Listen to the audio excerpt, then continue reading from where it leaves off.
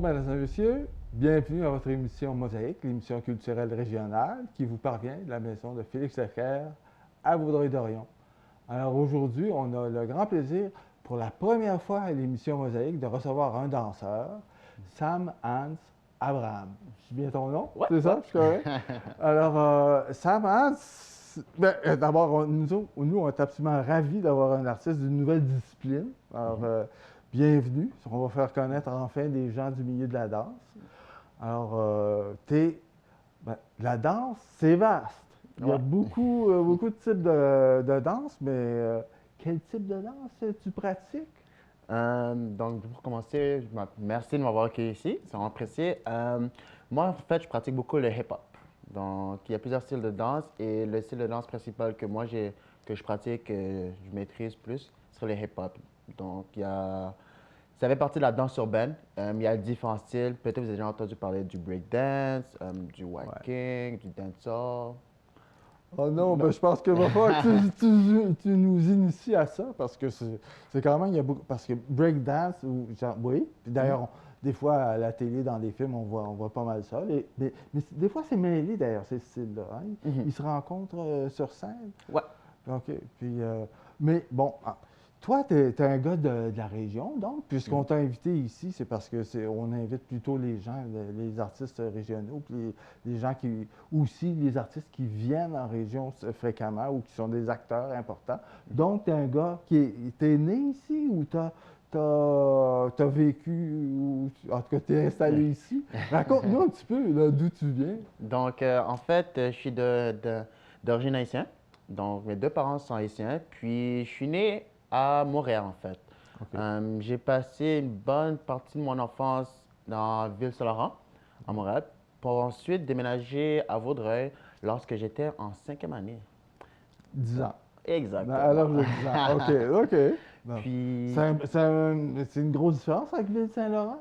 en fait, oui, il y a quand même une grosse différence. Tu sais, toujours être en ville, puis comparé à être en banlieue, ça paraît pas, mais comme, il y a quand même une grosse différence de juste l'atmosphère, puis toujours voir différents transports en commun, toujours voir différents types de personnes et tout. Tandis qu'en banlieue, j'ai l'impression que comme, je suis plus proche avec certaines personnes parce que comme je suis habitué de voir les mêmes faces, les faces sont plus familières. Tandis Oui. qu'en ville, c'est toujours des nouvelles personnes, c'est toujours quelque chose qui avance, c'est toujours différent, je pourrais dire. Oui, oui. Ben oui, puis tu as un large territoire que tu peux Mhm, couvrir avec les transports en commun quand tu es jeune. mhm, C'est vrai que ça donne. Donc, c'est un univers un petit peu plus réduit, mhm. mais en même temps, peut-être les liens se font plus aisément. Ouais, C'est ça? ouais, C'est ça? Ouais. exactement. Puis c'est ça. Depuis que j'ai 10 ans, en fait, j'ai grandi ici, j'ai rencontré différentes personnes, j'ai appris à découvrir, rencontrer des personnes formidables. Puis c'est là que j'ai pu développer aussi ma passion pour la danse, en fait.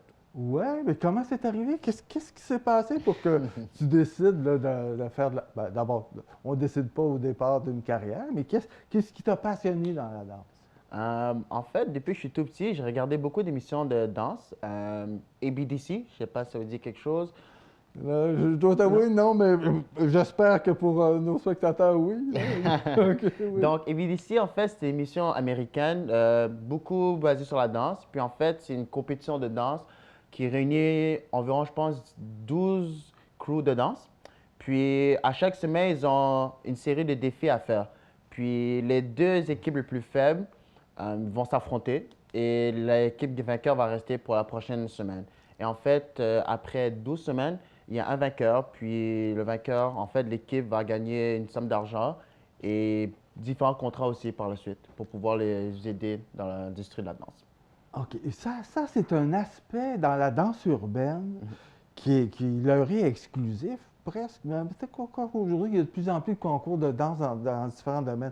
Mais c'est la plateforme de lancement là, pour une carrière dans ce milieu-là, dans la danse urbaine. Mhm. Hein? Ouais, Oui?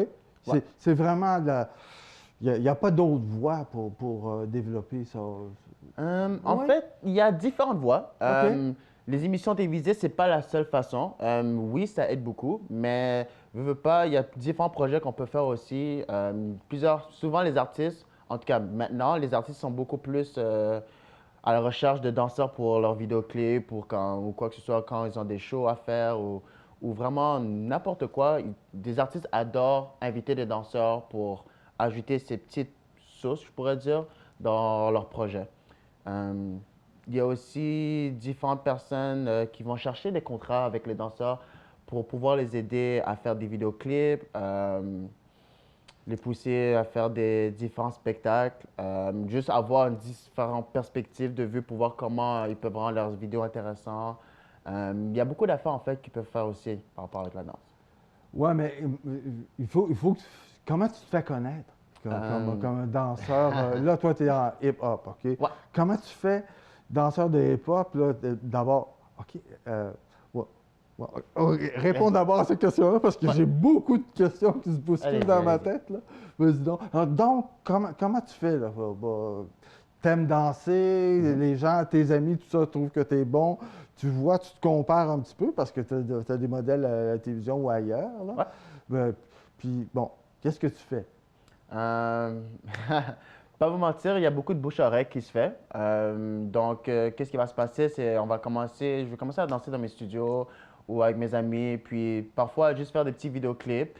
Et par la suite, avec ces vidéoclips-là, je vais les poster dans mes réseaux sociaux.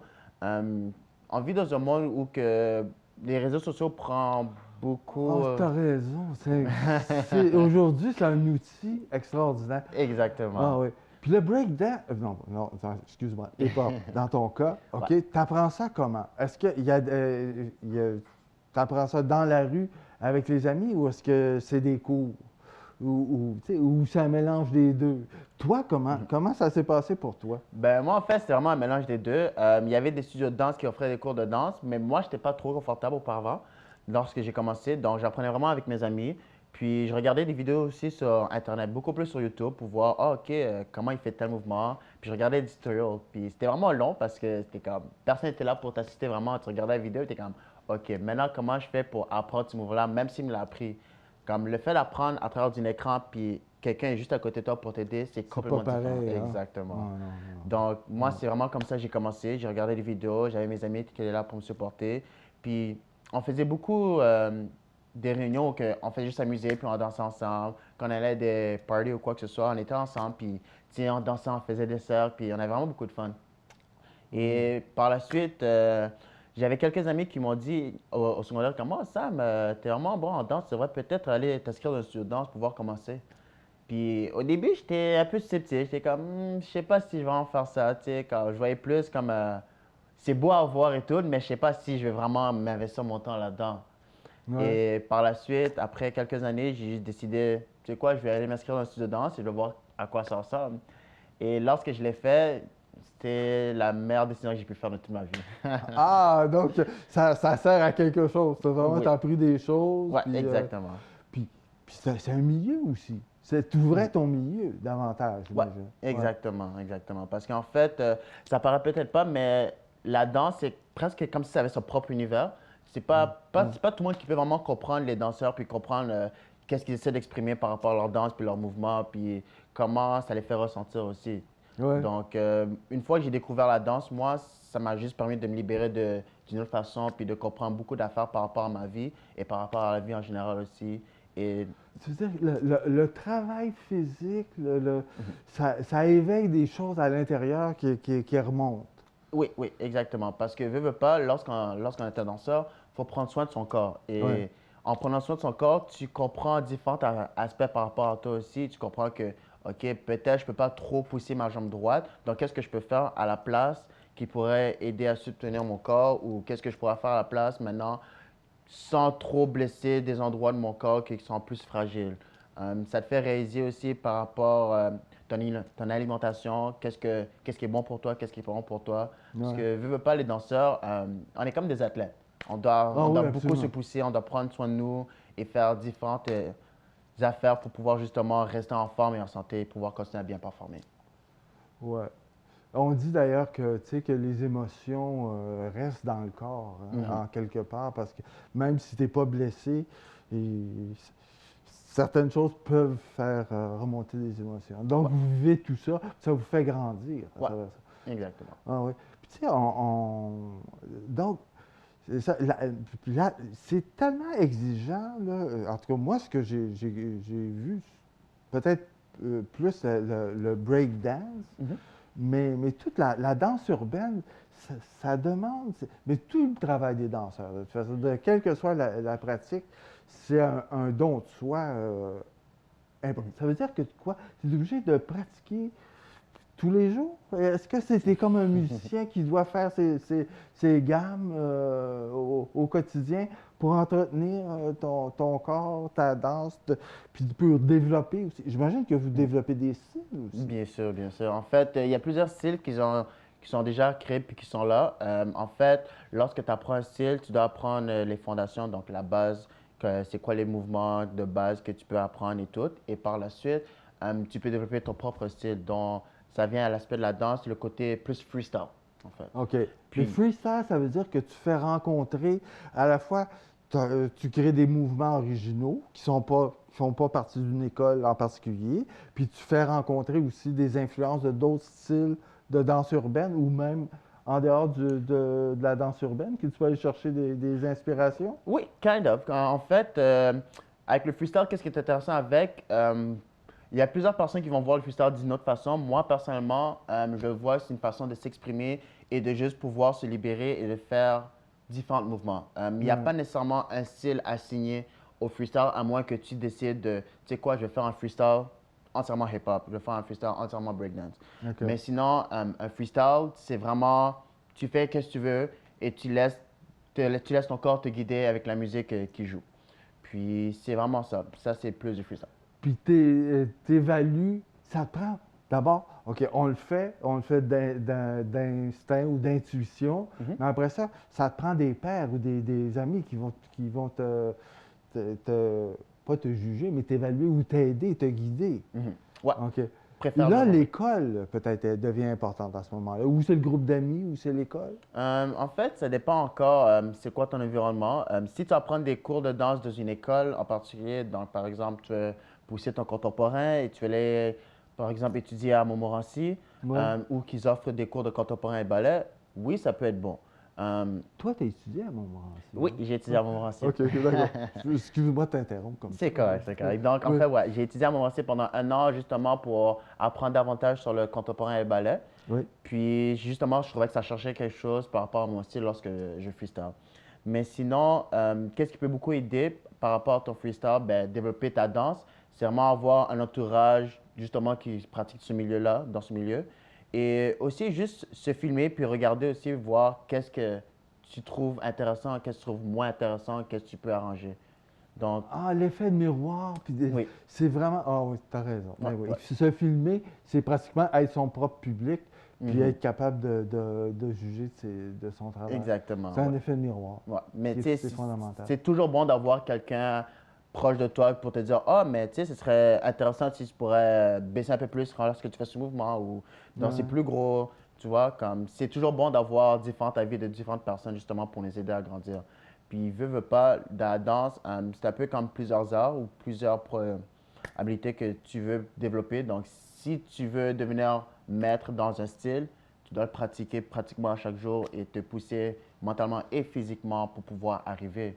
Parce que Ouais. c'est comme si tu apprenais à jouer une guitare. Tu vas pas apprendre à jouer une guitare du jour au lendemain si tu pratiques Non. jamais. Ouais, Mais non. si tu pratiques, tu mets 10 minutes à chaque jour, 15 minutes à chaque jour, éventuellement, ça va être plus facile et par la suite, tu vas pouvoir composer des chansons ou tu sais, jouer des mélodies.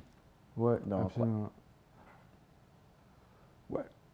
Ben, mais je sais, comment ça s'est passé? Parce que je sais qu'aujourd'hui, tu enseignes Ouais. dans une école, mais il s'est passé toutes sortes d'étapes, puis tu as participé à des compétitions internationales. Ouais, ouais, ouais. De- alors, j'aimerais ça que tu nous racontes un petit peu comment ça s'est passé, puis comment fonctionne le processus. Tu sais, comment les étapes sont venues chez Mhm. toi, tu sais. Bon, personnellement, moi, je me trouve vraiment chanceux de pouvoir passer par toutes les étapes que j'ai faites parce que c'est pas tout le monde qui a pu avoir une opportunité comme moi. D'autres personnes qui ont un passé plus rough ou d'autres personnes qui ont un passé plus facile, je pourrais dire. Ouais, Mais moi, je suis vraiment, vraiment, comment je peux dire, grateful. OK.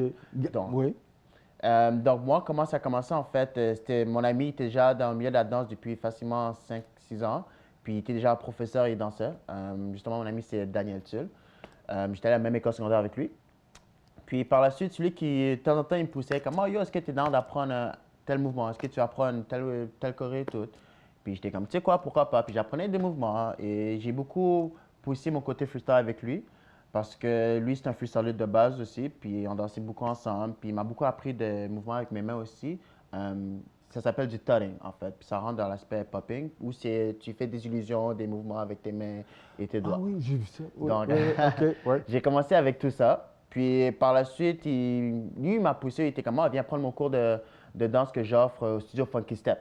C'est un studio de danse qui est là depuis maintenant presque, quoi, 7 ans, 8 ans à Vaudreuil. Puis j'ai décidé d'aller prendre le cours de danse. Ça a été un vrai premier professeur de danse. Première session que j'ai fait, j'ai adoré. Et j'ai décidé, tu sais quoi, je vais juste m'inscrire dans les compétitions de danse et voir comment ça se passe. Et encore, moi, dans ma tête, je ne savais pas trop dans quoi je m'embarquais. J'étais comme, OK, une compétition de danse, je pense pas que ça devrait être si intense que ça. J'ai vu plein de compétitions de danse à la télévision, sur Internet, et j'étais comme, OK, ben, on va voir comment ça se passe. Par la suite, j'ai embarqué là-dedans, puis j'ai eu deux professeurs formidables, dont Tim White. Je ne sais pas si vous avez déjà entendu parler de eux. Non, Non. mais regarde, on va souhaiter qu'il y ait des spectateurs qui, eux, ont entendu. Puis de toute façon, ça sera des références. On peut aller voir, tu vois, sur Ouais. Google. Tim White. Ouais, en fait, Tim OK. White, c'est des frères et sœurs. C'est Alexandre Leblanc et Catherine Leblanc. OK. Ouais, Team, T-E-A-M. ouais, OK, Tim White. Tim, ouais, OK. OK, exactement. ouais. Puis, c'était mes vrais premiers coachs que j'ai eus. Ils m'ont appris différentes affaires par rapport à la danse. Puis, ils ne veulent pas, jusqu'à aujourd'hui, tout ce qu'ils m'ont appris est resté engravé dans ma tête puis dans mon corps, justement pour que je devienne un meilleur danseur. Hum. Et après que j'ai fait ma première année dans le studio Funky Step en temps avec mes coachs, Tim White, j'ai adoré. Puis ça m'a fait découvrir d'autres studios aussi par la suite parce qu'en allant en compétition, tu rencontres différents studios de danse en même temps ou que comme ils ont différentes équipes. Et par la suite, ça crée un fil d'amitié parce que veux pas, comme oui, tu compétitions contre eux, mais à la fin de la journée, c'est là pour avoir du fun. Comme moi, je m'amusais, même si c'était une compétition. Donc, j'aimais ça, justement, aller m'introduire au monde, puis dire, hey, comment ça va? Puis eux s'introduisaient à moi aussi, puis on apprenait à se connaître. Oui, mais OK, et juste pour revenir un petit peu, parce que c'est pas une compétition de individu à individu, c'est des groupes. Vous Mhm. formez des petites troupes Exactement. qui entrent en compétition. Donc, Exactement. ça prend des relations, établir de magnifiques relations avec d'autres personnes. Ouais. Parce que c'est un travail intense que vous faites ensemble. Ouais, exactement. Puis les équipes, ils représentent les studios de danse? Exactement. OK, donc tu représentais donc ton école de danse dans Exactement. ces Je représentais concours-là. le studio Funky Step. Et qu'est-ce qui OK, est intéressant dans les compétitions de danse? Souvent, tu as l'option de soit participer, faire la compétition tout seul, soit faire des duos trio, OK.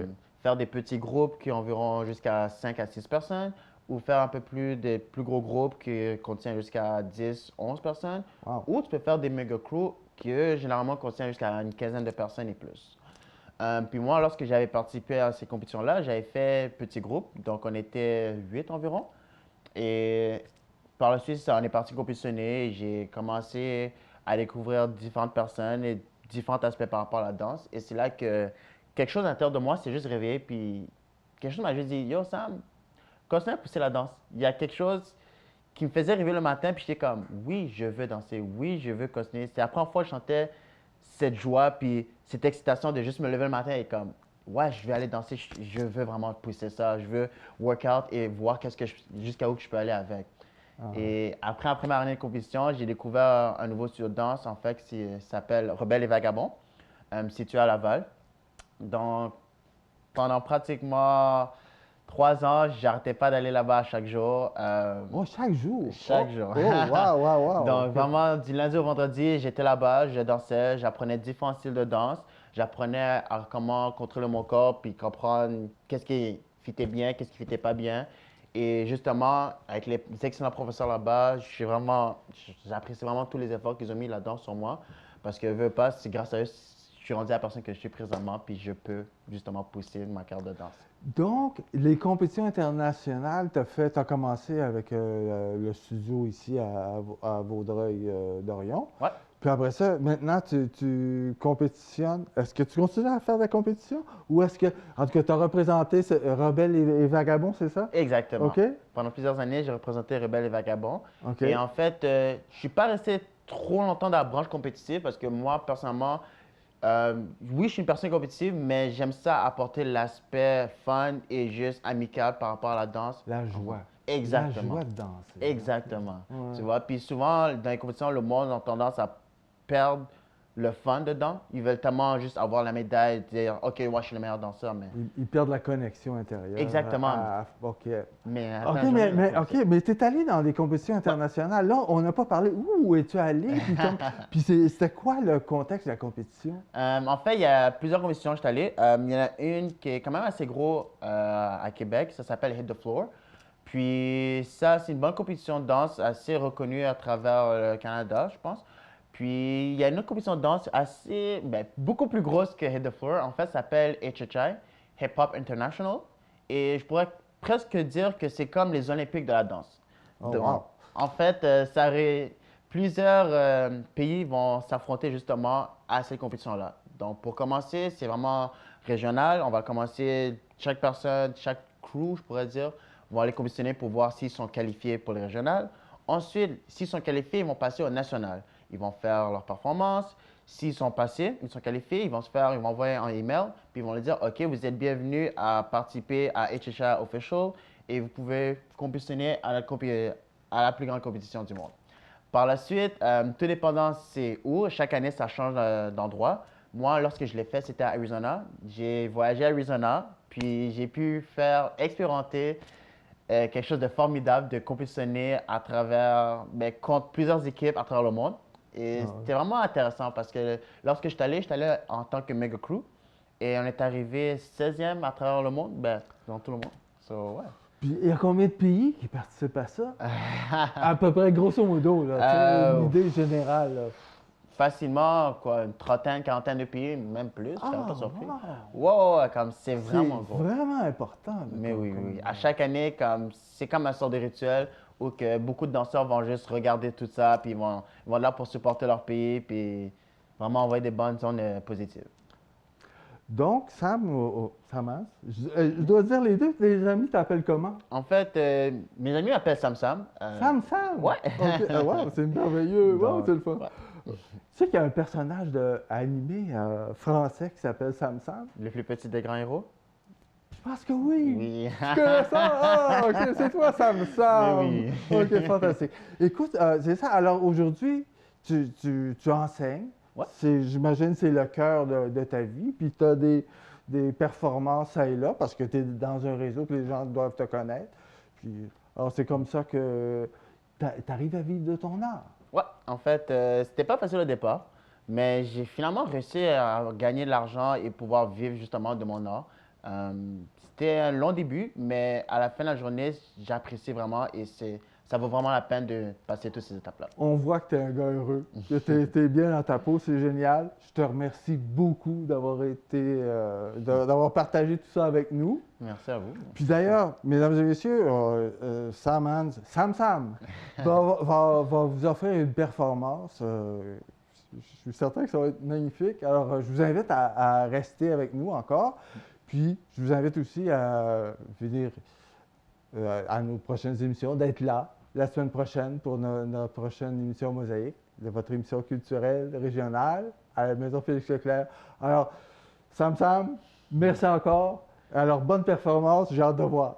Merci. C'est magnifique.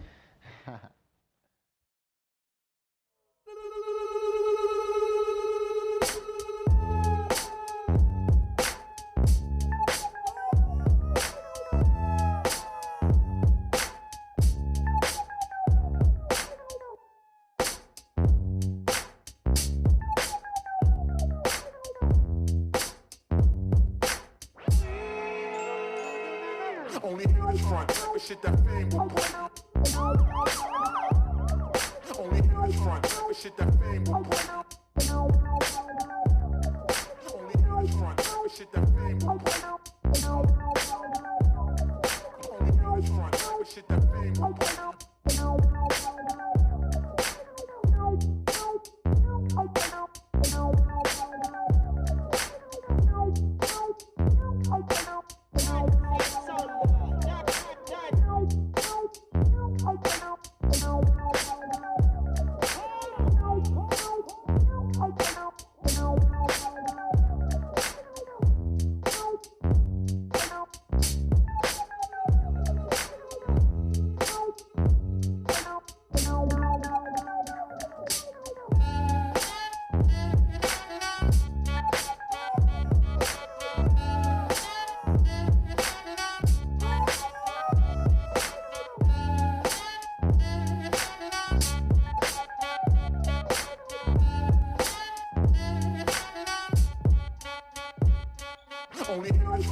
of shit that fame will bring. Only haters front, type of shit that fame will bring. Only haters front, type of shit that fame will bring. Only haters front, type of shit that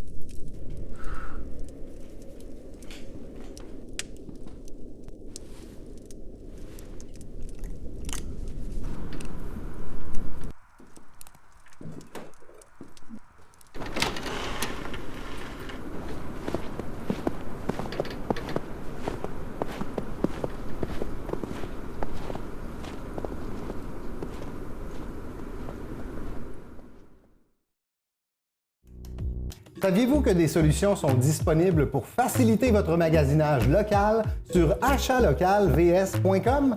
C'est facile! Vous n'avez qu'à consulter la carte interactive pour trouver les commerces et services tout près de chez vous. Ou bien connectez-vous sur la plateforme du marché écolocal, magasinez, commandez et faites livrer vos produits directement à la maison. Ou encore, avec l'application Localité, obtenez des offres avantageuses de vos commerçants de Vaudreuil-Soulanges. Et vous, en profitez-vous